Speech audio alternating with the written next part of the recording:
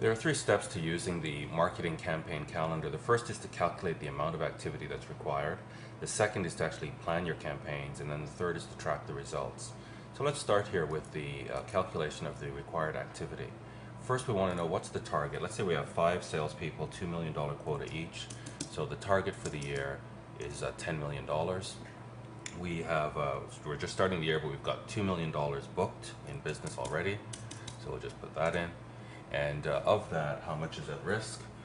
So we'll say 10% of that is at risk.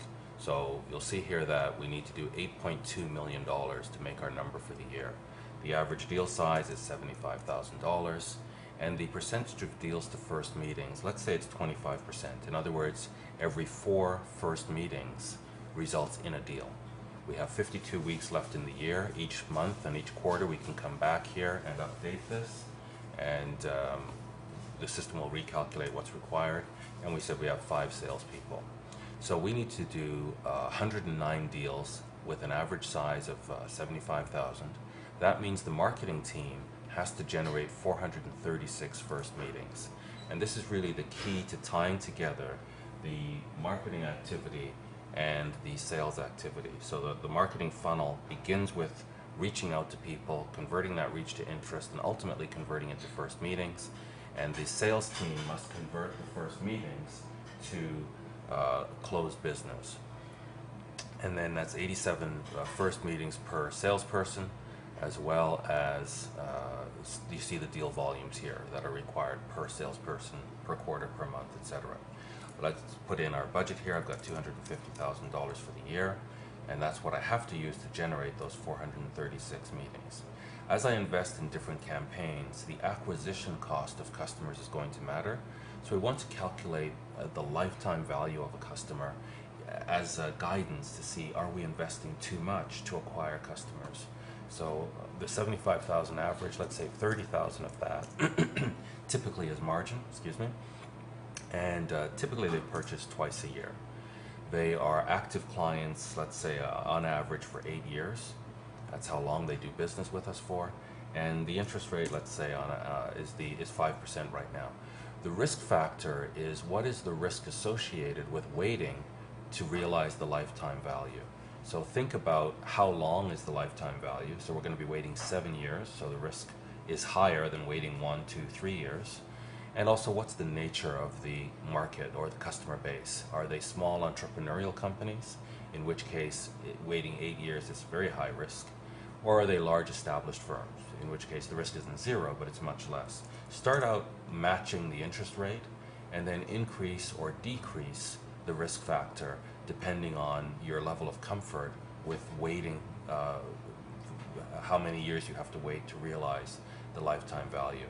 It'll use that to calculate a compound discount rate.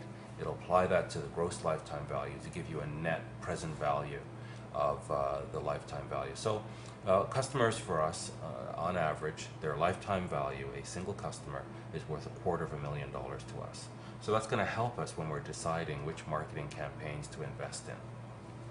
These two numbers, our budget and our target, are carried over to the planning calendar. And what we have here is a whole year in front of us where it shows us our budget and the required number of first meetings. And that's what we're trying to achieve here. So I'm going to put my name here and the other participants that work with me. I might convert this Excel spreadsheet into a Google spreadsheet, put it online, share it so we can work on this collaboratively. I list my different campaigns here. Maybe I have a radio ad campaign. Perhaps I have a Google AdWords campaign. Let's say I have some special events, etc. So I list all the different campaigns that I plan on holding for the year. And then what I do is put in when they're going to start and when they're going to stop. So this radio ad campaign, we're going to begin it in the middle of January, and it's going to run until the middle of February, and then we'll stop and evaluate.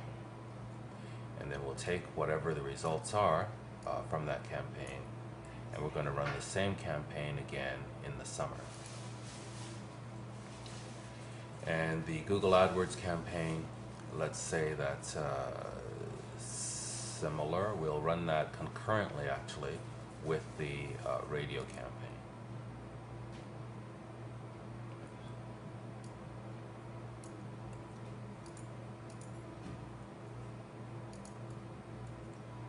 And the special events, we're going to hold that twice, and it will take place at the end of May.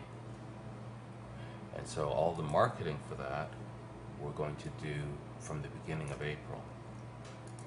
And I think we'll run this one twice, and so we'll run it again beginning in August. We'll start the marketing, and in the first week in October we'll actually hold the event. Oops, I've got that on the wrong line. And you get the idea. Finally, I'm going to put in how much money do I need, what's the budget for each of these, what's the budget for each campaign. So let's say this radio ad campaign, we're going to spend $100,000 on that. Google AdWords, we're going to spend $50,000 on that. And the special event is going to cost us $75,000.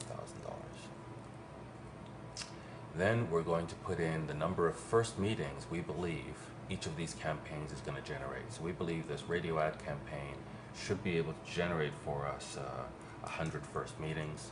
Google AdWords, we believe, will generate 40. And the special event, we believe, we're holding it twice. We'll have 100 people per event, and we believe that that will generate 60 first meetings for us. So what the system is showing us here is that we have a target of 436 first meetings. So far, how we're spending our money is going to generate 200. We still need to generate 236 first meetings. We have a budget of 250,000. We've spent, or we're planning to spend, 225. So we have $25,000 left to generate 236 first meetings. That's unlikely. So I need to go back and think about how I'm spending money on these campaigns. Maybe we need to spend less on the radio campaign and think about some other ways of generating activity for the market. And then what we're going to do now, the final step of this, is to look at the year, not just this, and we can see, and I can see I put this on the wrong line, but you get the idea. We're looking at marketing activity coverage for the year. So I can see there's a gap here in March, there's a gap in June, there's a gap in the last quarter. And what this is telling me is that there is going to be a blackout of lead flow to the sales team because our activities are not even. So this gap of activity in March is going to lead to problems in June, July for the sales team. The lack of activity in June is going to lead to problems in the fall for the sales team. And the complete lack of activity here in the fourth quarter is going to lead to problems in terms of lead flow in the first quarter of the following year. So we're balancing how much we're spending with how many leads and first meetings it's going to generate for us, but we're also balancing the activity so that there is a constant flow of leads to the sales team and we don't have lead blackouts. So once I've done all of this balancing in my planning sheet, then I'm ready to track the actual activity. And this is really tying together the marketing funnel and the sales funnel. So I'm going to start with, I'll just put this, each campaign is brought over, as well as the investment for each campaign. And now I begin to track the results from the campaign. How many people did we reach? So let's say with the radio ad, we were able to reach 5,000 people. With the Google AdWords, we were able to reach, let's say, 25,000 people. And with the special events, we reached 185 people. Of those, how many inquiries did we get? So let's say the radio ad, 100 people downloaded our white paper. And it's important for each of these campaigns that there is some call to action so that we're able to measure the number of inquiries. Google AdWords, let's say we had 400. And the special event, we had 185 people, and 75 people asked for more information. Of those, how many were we able to convert to first meetings? So 100 inquiries, and we were able to convert 80 to first meetings. How many then of those first meetings went further into diagnosis? Let's say 60. How many proposals were we able to generate? Let's say 40. And of those, how many resulted in sales? We'll say 20. So our closing ratio is 25%, which is exactly what we said it was based on our historical performance. Seems like that's holding true, 1 in 4. And our conversion rate is 0.4%. We invested $100,000. That means we're spending $5,000 per customer to acquire a customer. Not bad, considering the value of a customer is $250,000, cost per meeting, cost per contact. And again, these numbers are important, but they're more important relatively speaking. We want to compare them to other ways that we can spend our marketing dollars. So sales results, we closed 20 deals. Let's say that results in $1.5 million, $1.5 million.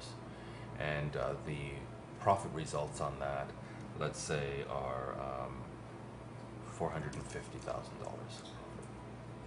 So the system is showing us 350% is the ROI on this campaign. We're spending $5,000 to acquire a customer. Not bad, but what we want to do is compare it. We want to fill out all of the campaigns and see the relative numbers. And what we're looking for is the highest ROI based on the lowest acquisition cost. And once we've found a successful campaign or a couple of successful campaigns, instead of having them compete with each other, we begin to drop campaigns that are not performing as well, and we fine-tune the campaigns that are performing well. So we do different versions. We do A/B splits, and we compare different versions of one campaign to each other to see how we can tweak it and make it better. And then over time, we're going to find that we're spending our marketing dollars much more effectively. At the end of the month or the end of the quarter, we come back to the required activity calculator, we update our year-to-date results, we update our stats with the average deal sizes and the percentage of deals to first meetings. Everything gets recalculated, and we start the process all over again. So in this way, we're tying together marketing and sales, and we're also making sure that our marketing dollars are being spent much more intelligently and with very clear tracking of results.